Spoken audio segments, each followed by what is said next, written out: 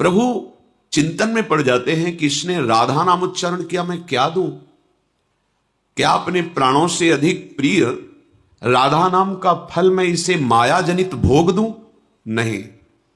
तो प्रेम विवश हो जाते हैं और अधीन हो जाते हैं उसके, कि बस राधा नाम का तो सही फल यही है कि मैं इसके अधीन हूं जो राधा नाम जप रहा है। राधा शब्द कान पड़ते ही खिल उठती ही कली तमाम।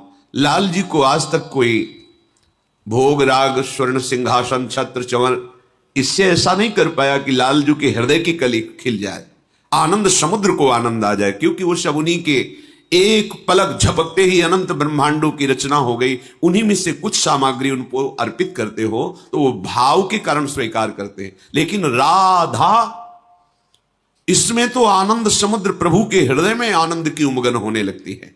और प्रभु कह रहे मैं खरीदा नहीं जा सकता।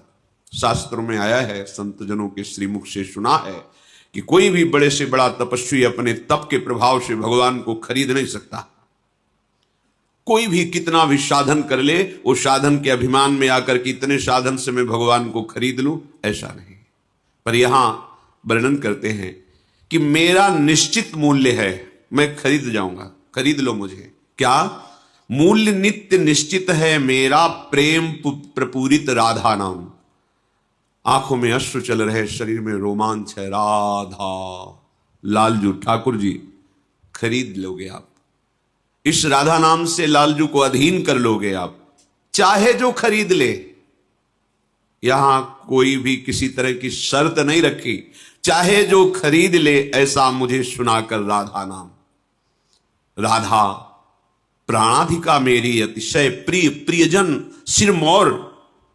राधा सा कोई न कहीं है मेरा प्राणाधिक प्रिय, और पर राधा से भी लगता मुझको अधिक मधुर प्रिय राधा नाम। स्वयं लालजू महाराज हरि रसना राधा राधा रट। अनंत ब्रह्मांडों में जितने भी भक्त हैं सब हरि के विविध नाम का जप करते हैं, उनके रूप का ध्यान करते हैं। पर ये वृंदावन का एकांतिक रहस्य है जो बड़े बड़े योगियों की भी दृष्टि में नहीं आता। यहां जपत हरि विवश तव नाम प्रतिपद विमल मनसि तव ध्यान ते निमिष नहीं टरिबो। एक पलक झपकने के लिए भी राधा रूप का आदर्शन लालजू सह नहीं सकते। तो ध्यान में सदैव राधा और जिभ्या में सदैव जपत हरि विवश राधा राधा। तो अपने लोग तो जीव है, शरणागत है। कैसा अद्भुत राधा नाम! जिस समय हम रा बोलते हैं तो रेपो ही कोटि जन्माघम कर्म भोगम शुभाशुभम आकारात गर्भवासम च मृत्युम च रोग मुत्सृजेत। धकार आयुषो हानि माकारो भवबंधनम श्रवण स्मरणोक्तिभ्या प्रणश्यन्ति न संशयः। यह वर्णन कर रहे कि रा, जब आप राधा बोलना चाहते हैं तो रा, जहां ही राधा का भाव करके कि हम राधा नाम उच्चारण करते हैं, रा बोला, रेफो ही कोटि जन्मागम, करोड़ों जन्मों के कर्म भोगम शुभाशुभम, शुभ और अशुभ दोनों का नाश कर दिया। क्योंकि महासुख की प्राप्ति के लिए दोनों का नाश आवश्यक है। अगर शुभ है तो स्वर्ग आदि लोकों तक के सुख प्राप्त होंगे, अशुभ हैं तो नरक आदि भोग, शुभ अशुभ दोनों मिश्रित हैं तो मृत्यु लोक के। लेकिन प्रेम में युक्त होकर परम धाम में निरंतर वास करने के लिए शुभ अशुभ दोनों का नाश होना चाहिए। तो जब हम राधा नाम का ध्यान करते, रा उच्चारण किया, उसी समय करोड़ों जन्मों के शुभ अशुभ दोनों का नाश हो गया। रेपो ही कोटि जन्माघम कर्म भोगम शुभाशुभम आकारात गर्भवासम च मृत्युम च रोग मुत्सृजेत। और जब रा को बड़ा करके बोला रा, क्योंकि राधा रा, तो जो बड़ा रा निकला तो उसके उच्चारण से अब तुम्हें गर्भ में नहीं जाना पड़ेगा, किसी माई के गर्भ में नहीं जाना पड़ेगा, किसी भी योनि की मां के गर्भ में नहीं जाना पड़ेगा। और भाव है ना राधा, तो रा, अब मृत्यु तुम्हें दुख नहीं पहुंचा सकती। शरीर छूटेगा पर ऐसे छूटेगा जैसे विशाल हाथी के मस्तक से फूलों की माला गिर जाए तो उसे क्या पता चले। ऐसे ही जब भक्त का शरीर छूटता है तो बिल्कुल सहज में, ऐसा पता नहीं चलता कि वो जैसे एक कर्म बंधन से बंधा हुआ जीव तड़प तड़प के प्राण त्यागता है, यमदूत बड़ी पीड़ा पहुंचाते हैं, ऐसा कष्ट नहीं होता। सहज में उसका शरीर छूटा और प्रियाजू के समीप दिव्य भावदेह से पहुंच गया।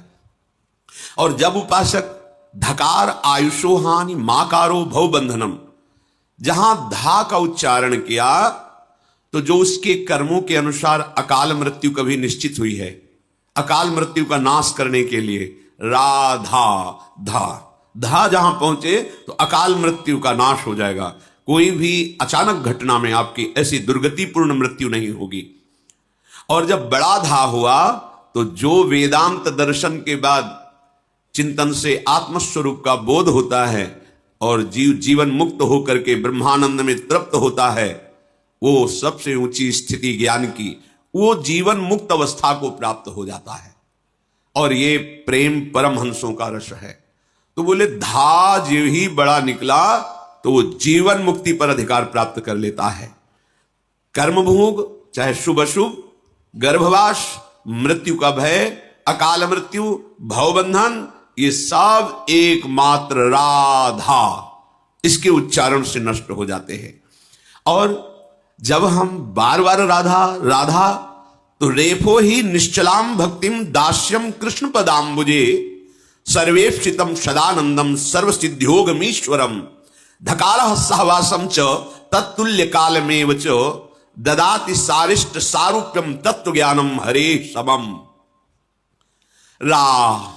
जब हम बार बार राधा तो जब तो श्री कृष्ण अपने हृदय का प्रेम उसके हृदय में प्रदान कर देते। दुर्लभ बात, जब कोई बहुत दैन्यता से भक्ति करता है तब श्री कृष्ण चरणारविंद में रति होती है। और लाल रंगीलो गाइए ताते प्रीति रंगीली पाइए। जब बहुत श्री कृष्ण अनुरागी भक्त अनन्य भाव से श्री कृष्ण को रिझा लेता है तो श्री कृष्ण अपने हृदय की गुप्त मणि प्रदान कर देते हैं।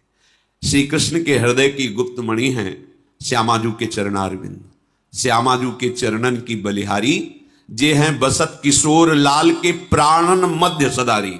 अपने प्राणों में छुपा के लाडली जू को रखते। वेद जिन श्री कृष्ण को ही नेति नेति कह के हार गए, वो उनके प्राणों के गुप्त धन प्राण धन राधा नाम कैसे गा सकते हैं महिमा। इसलिए आगम निगम पुराण अगोचर जहां हरि के प्रेम की बात आती है तो देवर्षि नारद जी कहते वेदान्नपि सन्न्यस्ति, वो वेदों का भी त्याग कर देता है। सावच्छिन्न अनुरागम लभते, वो अखंड प्रेम को प्राप्त होता है। तो वेद तो श्री कृष्ण चरणारविंद की महिमा को गाते हैं, पर वो ऐसे हैं, इतने हैं, ये भी नहीं कह पाए। फिर श्री कृष्ण प्रेम, और फिर प्रेम समुद्र का सार, प्रीतिरु मूर्तिमती रस सिंधो सार संपदियु विमला वैदग्धी नाम हृदयम काचन वृंदावनाधिकारिणी जयति। वृंदावनाधिकारिणी श्री स्वामिनी किशोरी जू, लाडली जू, मेरी महारानी जू, इनकी महिमा को आगम निगम पुराण भी नमस्कार करते हैं। गाने की सामर्थ्य नहीं है, क्योंकि राधा ये नाम प्रभु के हृदय में जो प्रेम है वो उसके हृदय में जागृत हो जाता है।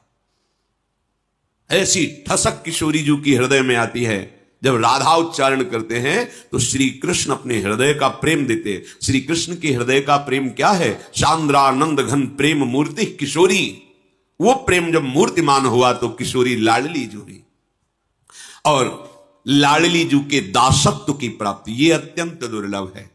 न देवैर ब्रह्माद्यैर न खलु हरिभक्तैर न सुहृदा दिविर यद्वै राधा मधुपति रहस्यम सुविदितम तयोर दासी भूत्वा।